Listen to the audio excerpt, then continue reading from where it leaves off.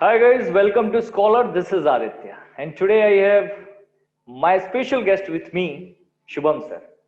Shubham sir has cleared IAS examination two times. In 2017, sir has cleared Indian Audit and Account Services, while in 2019, sir cleared IAS examination as as a collector, as a deputy collector. Currently, he is posted in Nasik, Maharashtra. Right, sir? Absolutely. Thank you, Sir, Aditya. welcome to Scholar, sir.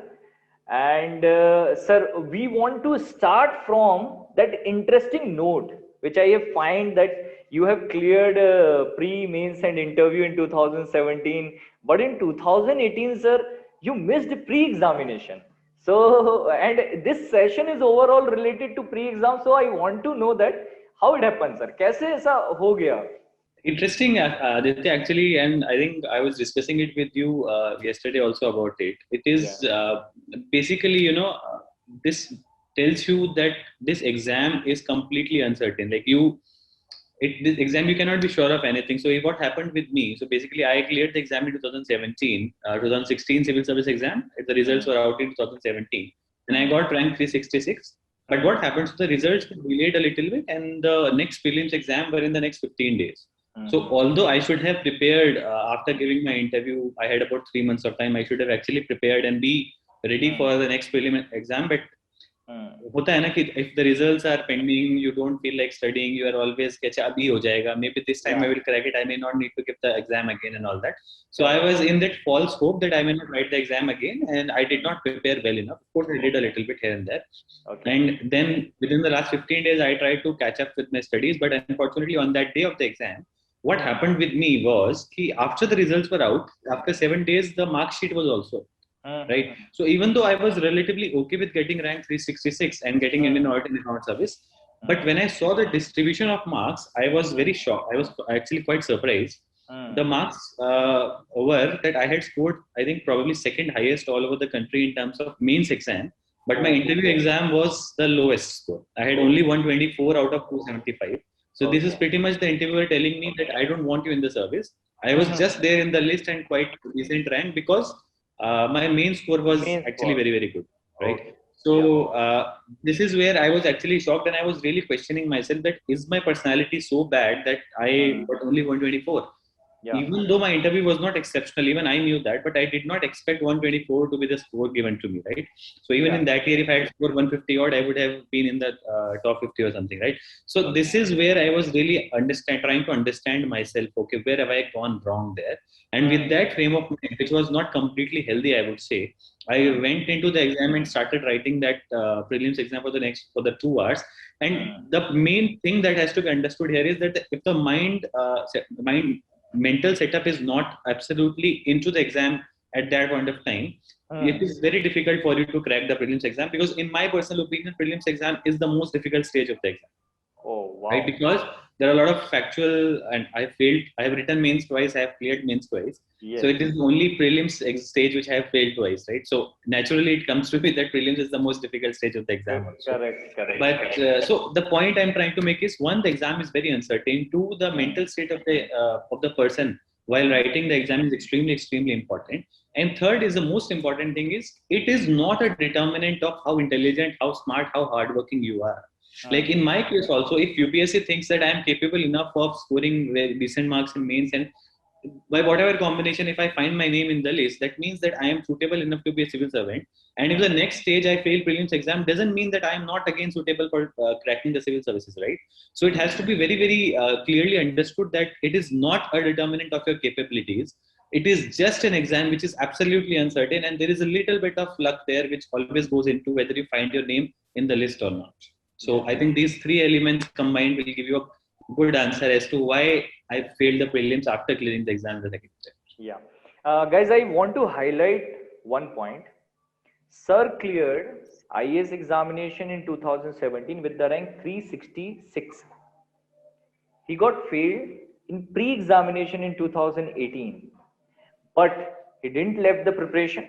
2019, he has written the examination again, and he cleared the IAS examination with the rank 6 in India. It clearly shows that be stubborn with your goals and flexible with your policies or with your preparation strategies. When the strategy doesn't work, change your strategy. Don't change your goals. So the result clearly says these things. So, sir, now I want to move towards my next question. To starting, I want to move to my next question. What was the approach to prepare for the pre-examination? There are lots of students, those are confused. Should we prepare for pre and mains both parallelly?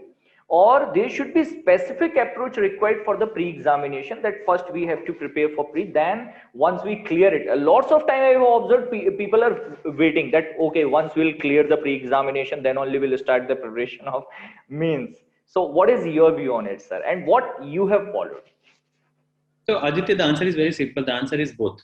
So and how? So basically, in the first, like say for example, I generally suggest that you should at max you should start your preparation journey from the last year of your college, because I think college is extremely important, and that's something which I've covered in many forums earlier also. But anyway, to moving to your question, so once you start, let's say start your preparation in the beginning of the third year, which basically gives you a year of complete, at least a year of preparation, right? So in that case, you have to divide your preparation time into, let's say, 3/4 and 1/4. So for example, at least in the first 9 months, you have to prepare for both prelims and mains, and I'll come to why, right? And the next 3 months, when the prelims exam is about to, like there are 100 days, 80 days now, I don't know how many days are left. So in the last probably 100 days, you need to just probably focus on only prelims to a large extent. You cannot do it completely. You cannot completely divide yourself of the mains preparation, but to a large extent, you just have to prepare for prelims in the last 100 days or so.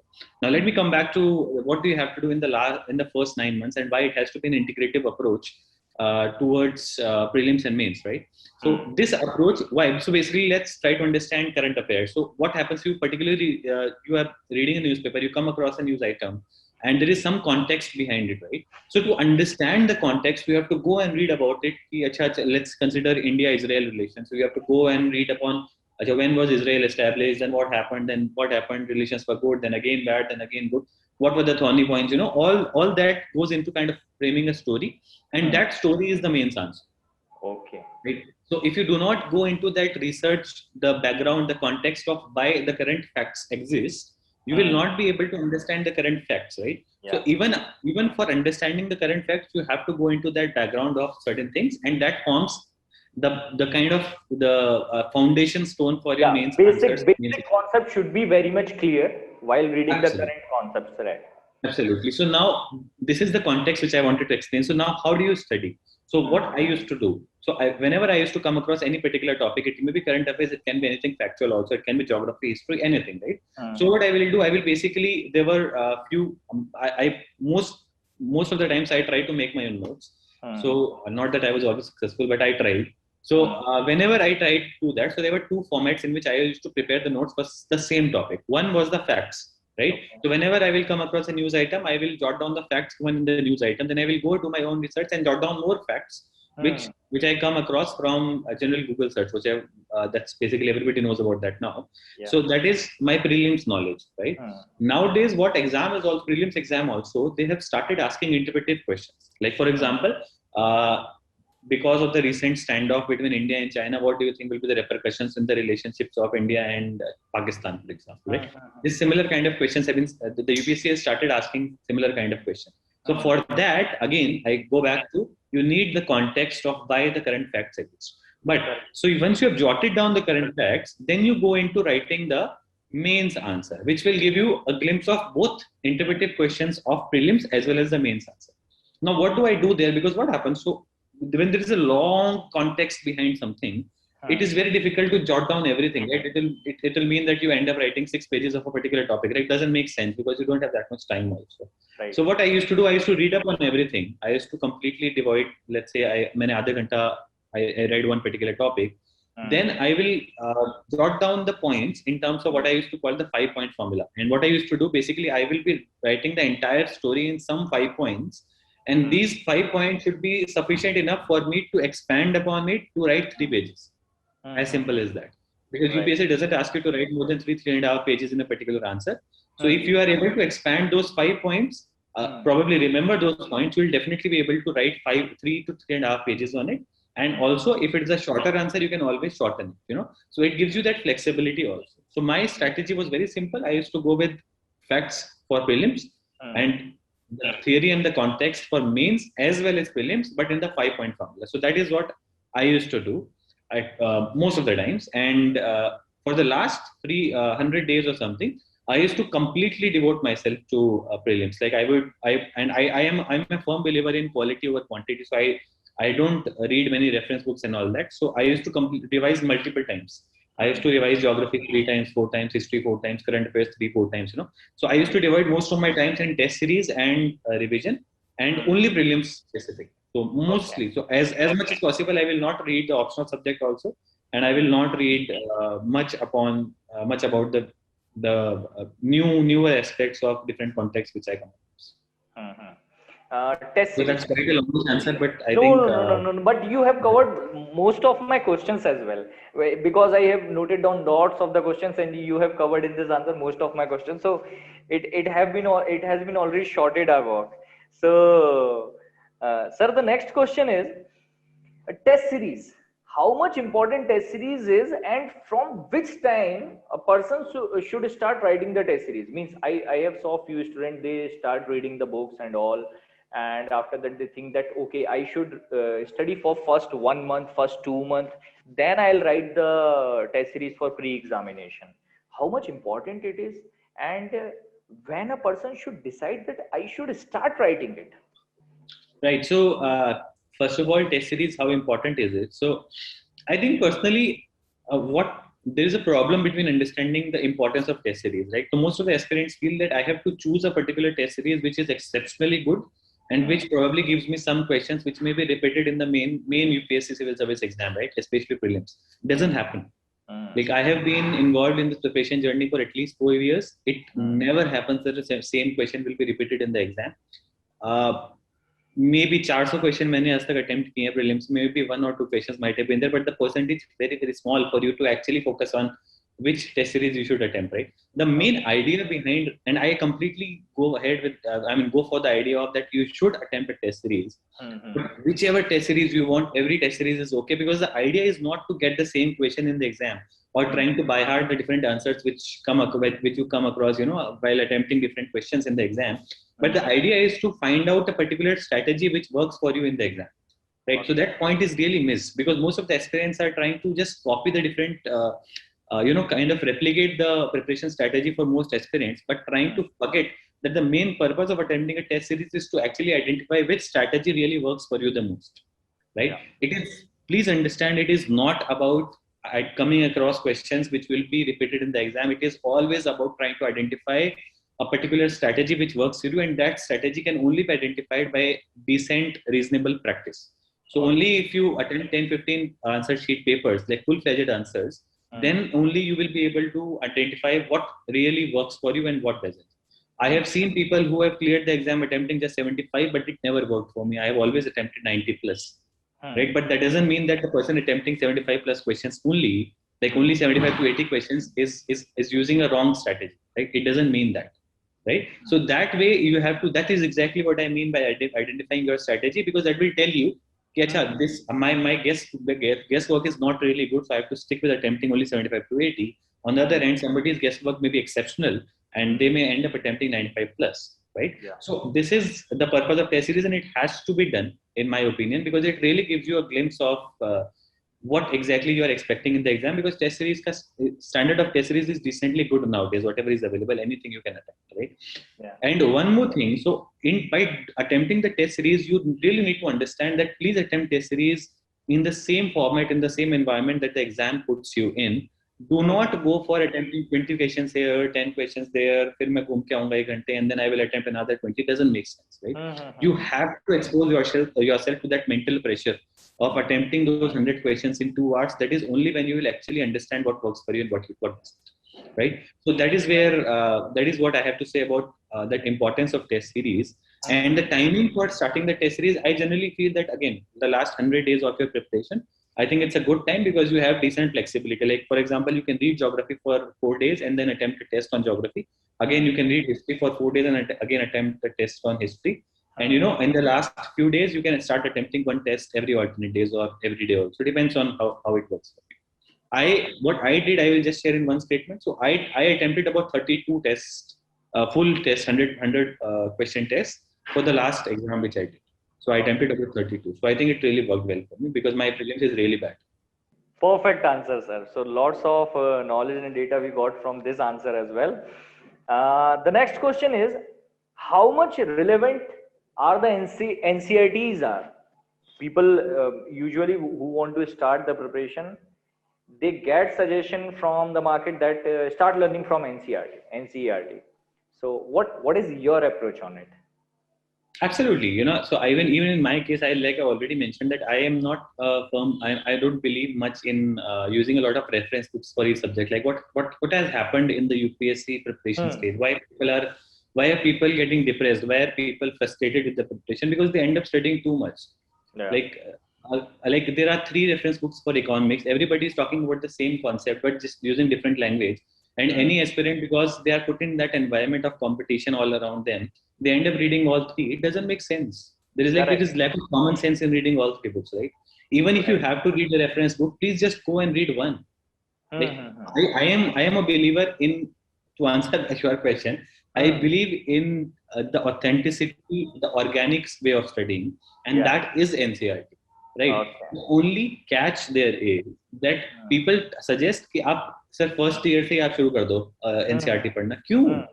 Hmm. Hmm. I Hmm. don't even know what to study, how to study, right? I have no idea what kind of questions are asked. I have no idea what really I have to get out of that book. Even Hmm. if I, so I did the same thing. When I went to Rajaram and Ravi, there was a bookshop outside. They told me, sir, ये सारी किताबें ले जाओ और पढ़ना शुरू कर दो.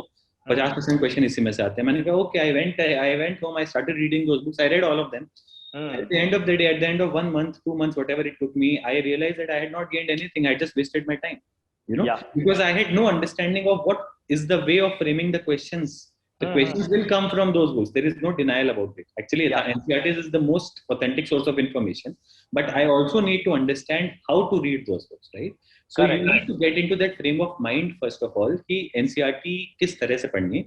And for doing that, the idea is very simple. You just need to go through the last few years papers. Don't solve them. Just read them, and you will have an idea of what exactly the UPSC in civil service exam, what exactly they're expecting out of you. Okay. So I think that is a good way of starting with NCERT. Then you should read NCERTs. They are the most authentic source of information even for UPSC exam, and try to reduce your usage of reference books as much as possible. So instead of reading 3, 4 books, read one book for 3, 4 times. Absolutely correct. That is the way to. That is where the point is being missed by most aspirants, but that is what makes the difference. So NCRT definitely sir has also suggested NCRT, but guys, before starting your NCRT book, you should know that what is the demand of exam.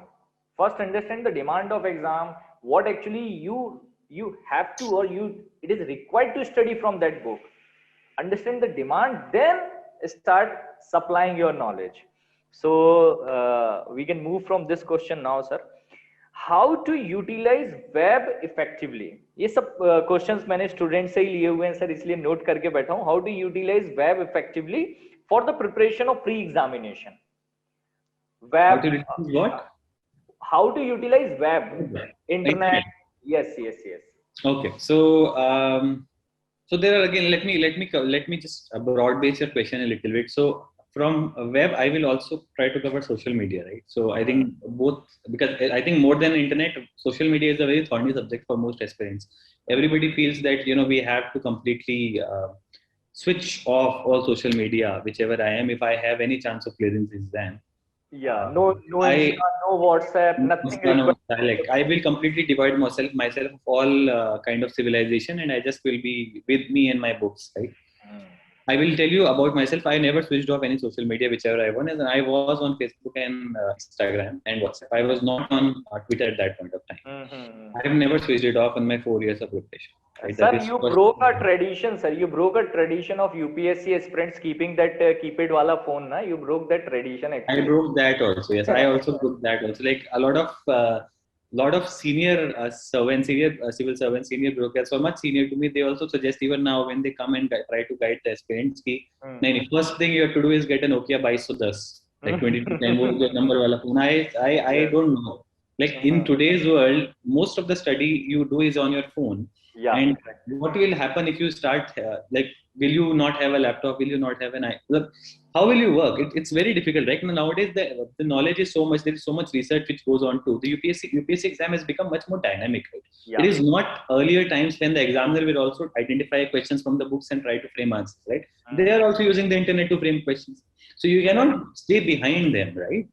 So Hmm. the point that I'm trying to make is with web also, with social media also, it is completely a personal choice and a personal way of using these mediums. And Hmm. you cannot expect a person who cannot control his or her kind of desires of using Hmm. social media and internet to Hmm. go and manage the different aspects of the country. So you Hmm. have to ultimately, you have to kind of develop that mental balance, mental peace, mental strength to kind Hmm. of understand the importance of your time and the importance of these platforms at the same time. What I used to do. So for internet, of course, I used to probably surf everything possible. But there were Hmm. a few favorite websites of mine where I used to generally get all the information that was needed, especially from prelims point of view. So I used to Okay. just go into the website and try to identify information. If I did not get information there, then I will switch to the sources Hmm. for a particular topic. So that is one thing which I used to do. Hmm. Next, about social media, how I utilize these platforms. So of course, uh, there were a few of the people which I used to follow. So okay, somebody is roaming around, somebody is hanging out, somebody is having a party. So I used to see photos. I used to feel sad about it. Then I used to like, "Acha, band kar deta hu." But there was the point. Like at least I am getting to know what my friends are doing, right? So there Yeah. is like ultimately you have to kind of also the happiness of others kind of I mean I don't know I believe in that philosophy that way. Hmm. But more than that, to give you an answer to your question, especially Facebook for that matter, there are a lot of social media channels of newspapers, news websites, different news platforms, social media news platforms have come up, so you just follow them. So even when Hmm. you are surfing Facebook and Instagram, you actually feel like I am getting relaxed, but at the same time you end up reading some other news item which again is related to UPSC, right? So that is Hmm. another way of utilizing your time, but at the same time feeling a little relaxed. Relaxing your mind a little, So this Hmm. is the way you can approach social media and internet, in my opinion. But of course, you need to understand that there are certain restrictions which needs to be put on you. And of Hmm. course, I don't think any other phone, keypad phone, or anything can restrain you if you don't want to do it yourself, Yeah. right? So I think that is where the line has to be drawn, in my opinion. Yeah, we should start creating the limitation around us. Like, okay, I'll use this thing this much, because sir, I belongs to Bangalore, and whenever I travel from one place to another place, Bangalore means if you want to travel 10 kilometer means it sometime it takes even 1 hour. So if you have a smartphone, you can study at least one or two topic with the help of your phone. So aspirants can utilize their mobile phone as well for studying during their preparation time. Sir, next question is most important question, that is related to the current affairs of pre-examination, because the current affairs syllabus is very very vast. Which newspaper, if there is any specific newspaper you want to suggest, if which newspaper is important, and sir, how to read the newspaper? A little bit you told me related to how to read the newspaper. Second thing here, what should be the approach to prepare the current affairs? By the way, you told a little bit about it, but in few words, I want to know related to current affairs. Right. So, Aditya, I think there are two newspapers which I generally used to follow. For prelims, I used to just follow the Hindu, because Hmm. even though I don't believe in the philosophy of the Hindu a lot, but I do believe that for prelims point of view, from UPSC civil service point of view, there is no alternative, at least today, Hmm. except the Hindu. So that is the newspaper that I suggest for prelims and Hmm. mains also. But for interview, I switched to Indian Express because I think it's a relatively better balanced newspaper as compared to the Hindu. So Hmm. that is Hmm. my opinion on this. Hmm. Moving on to how to read the current affairs, how to prepare for current affairs, and let me also cover how to read the newspaper. Hmm. So first of all, there are certain sections in the newspaper which probably you can just skip. Like for example, you can skip the politics news, you can Hmm. skip the law and order situations, for Yeah. example, murder, theft, and all that. Yeah. They are not related to you. Hmm. And thirdly and lastly, I think you can also skip sports if there is no personal interest in it. I was very very interested in sports, so I used to read them every day. But if Hmm. you are not, UPSC is it's very very rare that UPSC asks you something very very in great detail about sports. So there Hmm. are three sections which I think you can not divide much time. And Second, you how can much save time your time. you Hmm. can save it in that way. Hmm. So how much time you should devote in reading a newspaper? I think at least 2.5 hours. And most of the aspirants again come to me and said, I have taken 2.5 hours, 1.5 hours.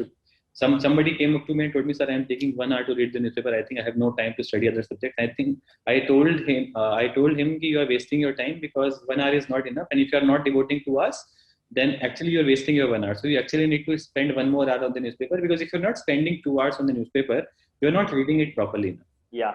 Like even today, it takes me about 1.5 hours to read the newspaper. So there is no point of trying to just glance through the newspaper. Just turn the pages quickly, and that my newspaper is completed. So it doesn't make any sense. Like you cannot be dishonest to yourself in that way, right? So that is one approach I wanted to highlight. Now, so once you have read the newspaper, there are certain aspects of the newspaper which you want to jot down in your notes, right? So how to do that? So I used to divide the entire newspaper into 10-15 topics, which I had made headings of, right? For example, India and the world, international relations, government schemes, who's who, miscellaneous, I don't know. So there is no sacrosanct, there are no sacrosanct headings as such, but you can devise your own headings according to newspaper, and then try to jot down, or even I used to at times editorials, whichever I used to like, I used to mark there and there and just cut it up and paste it in the news notebook that I have, right? So, but the advantage of this is once you start revising, especially for mains point of view, GS 1, 2, 3, 4, all have different topics that need to be covered, right? So it becomes much easier for you to kind of revise when it comes to mains, because you can just revise that particular topic rather than trying to identify which is relevant, which is not. So I think that is another way of kind of probably saving your time and also brushing up the topic relatively faster as compared to how much time you could have devoted otherwise. And lastly, I already covered how to read the newspaper and how to make notes, like from prelims point of view, and of course, 5-point basic concept, basic static data that should be there in your mind while reading but the for current affairs, it is very important that the study has to be integrated. Like it can never be prelims and mains alag. It has to be integrated approach towards both the exams. At least for current affairs. Yeah. Sir, magazines, sir. Monthly magazines means I have saw the aspirants' room, UPSC aspirant. There lots of bulk of magazines they are keeping in their room. I don't know how they are reading it. Is it necessary to read this much amount of magazines, current affairs magazine for current affairs?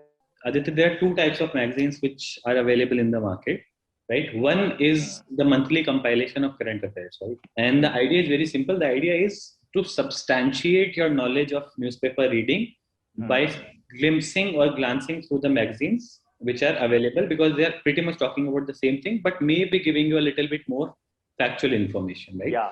But it needs to be understood that it is not, and it can never be a substitute to your own newspaper reading. That needs to be as clear as possible. That do not think that I will not read the newspaper, save those 2 hours, and at the end of the month, somebody will compile all the information for me and I will just read and pass the exam. Doesn't happen. Yeah. Right? So that is one thing. Newspaper should be primary and it will be the secondary support to your preparation. Absolutely correct, right? And there are the second types of magazine, which are basically magazines like, I don't want to take names, but like I have never read any of them. Okay. So, sir, approximately 90 days are left for the pre-examination of 2021 from now onwards. According to you, sir, what should be the approach for pre-examination a student can create if they want to start from now? Right. So I think it's one of the most important time for your preparation journey. Most of you might have been preparing at least from the last 9-10 months, right? So I think now it is time to consolidate your studies, and I think I will just kind of sum up what I've already spoken in this interaction, Aditya. And the idea is very simple. Idea is to, like you already mentioned, and I already said, that revise more and read new material as less as possible. I hope that most of you might have already gone through at least one reading of every static subject like geography, history, economics, and all that. And you must also be keeping yourself updated with the current affairs. So my suggestion is, apart from the new information which comes to you from the newspapers, which is basically current affairs, do not read any new material or any new reference book. Just revise whatever you have already read. Just revise whatever notes you have already made out of the books that you have read in terms of static subjects. And of course, focus on revising your current affairs at least 2 to 3 times. So my suggestion is you should always at least revise every subject 3 times before the exam. So that is my suggestion. And I cannot overemphasize this, that please restrain yourself from reading too many reference books. It is very important, and devote that time to the reading of current affairs, because I think they are the main crux of the exam, especially in prelims point, right? So I think this is where you have to focus your attention. And of course, in the last 90 days now that you have left, please pick up any test series that you can get in the market. Any open source material is also fine. I used to do that open source material only. So get that material from the market, just try solving it, but follow the strategy of putting yourself in that pressure environment of finishing those 100 questions in the last 2 hours. And I think you'll do wonders in the exam. Like you will find yourself in a good position in the exam. Thank you, Shubham sir. There are lots of knowledge you have shared with us. I hope that all our aspirants, those are watching this session, they will get a clear idea about how they can start the preparation, or if there is a good time to change your strategy as well. If you want to make a little changes with the suggestions of Shubham sir. Thanks a lot, sir. Thank you. And we wish, sir, you will join us again soon to motivate our student for the mains examinations. Once we'll go through with the pre, after that we'll try to take you back on our channel, on our session, to get the suggestions related to mains, and after that for interview, sir. Sure, Aditya. Thank you. I had a good time. Thank you so much. Thank you, sir.